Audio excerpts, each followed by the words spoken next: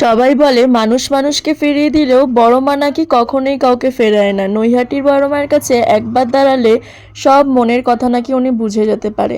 আর একটা কথা তো সত্যি, কখনো যদি মা না ডাকে তুমি কখনোই যেতে পারবে না মায়ের দর্শন করতে। তো হ্যালো এভরিওয়ান, তোমরা সবাই কেমন আছো? আমি সেদিন হঠাৎ করেই বড় মায়ের কাছে গেছি, জানি না কেন মন টোন একদম ভালো নেই। তাই ভাবছিলাম যদি বড় মায়ের দর্শন পেতাম তাহলে কতই না ভালো হতো। জানো তো, ভগবান কিন্তু কখনোই আমাদের দুঃখ সহ্য করতে পারে না, কিন্তু আমরা কখনো কখনো হয়তো তাদেরকে ভুলেই যাই।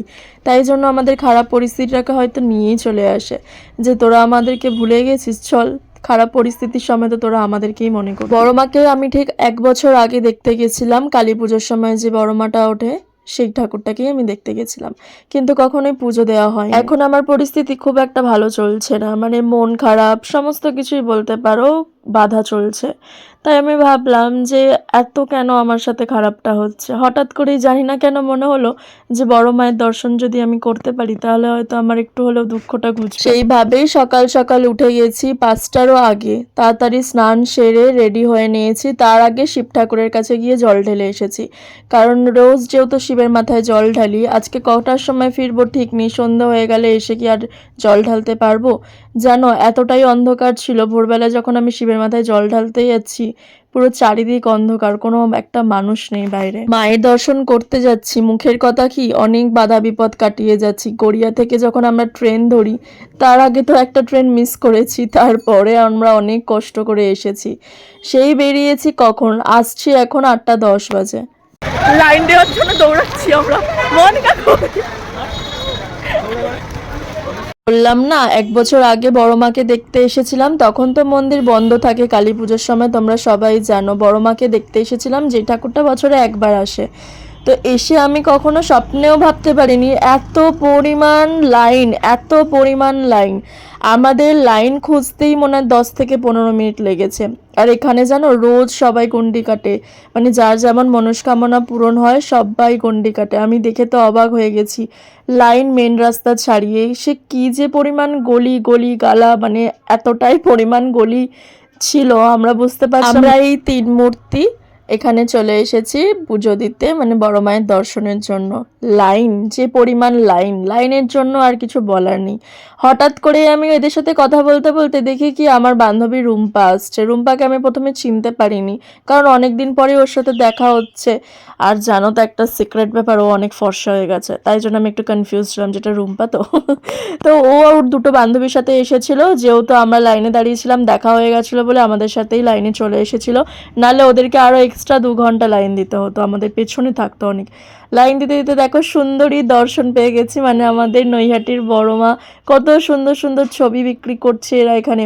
আর এখানে একটা কাণ্ড হয়েছে, এত পরিমাণ ভিড়, আমরা এত কষ্ট করে লাইন দিয়েছি, 8:30 থেকে লাইন দিয়েছি, আর অনেক মানুষ আছে পুরো মাঝখান থেকে ঢুকে যাওয়ার চেষ্টা করছিল। আচ্ছা, বয়স্ক মানুষ হলে না হয় মানা যেত, একটা ইয়াং ছেলে মেয়ে তোমরা কিসের জন্য এরকম করে এরা আমরা বুঝতে পারি না।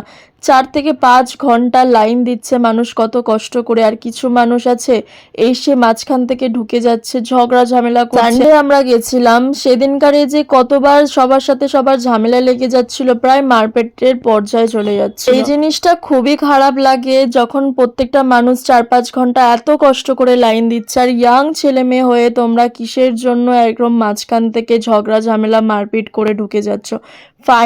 ফাইনালি আমরা মায়ের কাছে ঢুকতে পারছি। মাই গড, 8:30 থেকে এখন বাজে 12টা 20 বাজে না, 12টা 20। বাপরে বাপ, ভাই কেমন কান্না হয়ে যাচ্ছে, সিরিয়াসলি বলছি।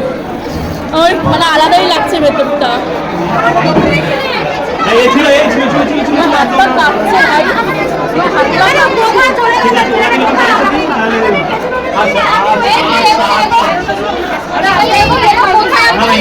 মানে ভাই এই ফিলিংস কাউকে বলে বোঝানো যাবে না। তুমি ভাবো ভোরবেলায় বেরিয়ে 4-5 ঘন্টা লাইন দিয়ে যখন ফাইনালি ঢুকতে পেরেছি, ও বাপরে বাপ, মানে গা হাত পা পুরো মানে কাটা দিয়ে উঠছিল, এতটা পরিমাণ গা হাত পা কাঁপছিল। আপনি সেই চোখে জল চলে আসছে ভাই।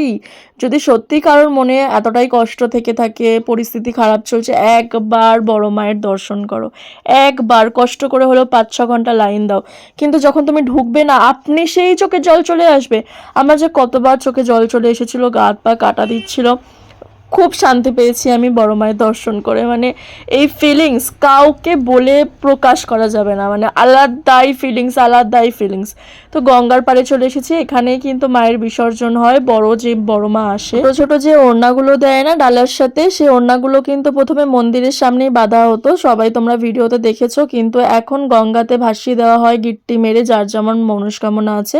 কারণ একটা মহিলা নাকি ওই ওড়নাগুলো যেখানে আটকানো থাকতো, যার যার মনস্কামনা করে যে আটকে দিয়ে যেত না গিট্টি মেরে, ওখানে নাকি ক্যান্ডেল জ্বালাতে গিয়ে, মোমবাতি জ্বালাতে গিয়ে পুরো এমন করে ধরে গেছে, সব নাকি পুড়ে গেছিলো।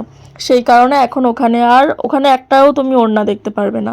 তাই যে যাবে সবাই কিন্তু ওখানে ওড়না বাঁধতে পারবে না, মানে কেউই বাঁধতে পারবে না, সবাই যে যার মতন গঙ্গার ধারে এসে মনস্কামনা করে গিট্টি মেরে গঙ্গায় ভাসিয়ে দিতে হবে। আমরা এখন খেতে এসেছি, ভেজ ভেজ থালি খেতে এসেছি। আমি খাবো বিরিয়ানি, বর্ণালী ভেজ থালি খাবে, বিরিয়ানি ও ডবল ভেজ থালি খাবে। আমরা এখানে আসার আগের দিনও বাড়িতে ভেজ খেয়েছি, আজকেও পুরো পিওর ভেজ চাইছিলাম বলে গঙ্গার ধারে উষা বলে একটা রেস্টুরেন্ট আছে, সেখান থেকে আমরা ভেজ বিরিয়ানি খেয়েছি। খুব একটা ভালো ছিল না, আবার খুব একটা খারাপও ছিল না, মোটামুটি খাওয়ার মতন, পুরো পিওর ভেজ ওরা প্রোভাইড করে, সে কারণে আমরা ভেজ বিরিয়ানি খেয়েছি এখানে। তো বাড়িতে আস্তে আস্তে প্রায় সন্ধ্যা হয়ে গেছে, মানে এত পরিমাণ শরীর খারাপ হয়ে গেছে। তবে মা, তোমার দর্শন পেয়ে আমি খুব খুশি। মায়ের কাছে অনেক অনেক অনেক মনস্কামনা জানিয়ে এসেছি, অনেক কিছু। দেখা যাক আমার মনস্কামনাটা কদিনের মধ্যে পূরণ হয় বা বছর সময় লাগে, যতদিন সময় লাগুক আমি অপেক্ষা করব। আমি জানি আমার মা আমার ডাকে ঠিক সাড়া দেবে, কারণ কখনো কোনো মন্দিরে গিয়ে এরকম ফিলিংস আমার হয়নি।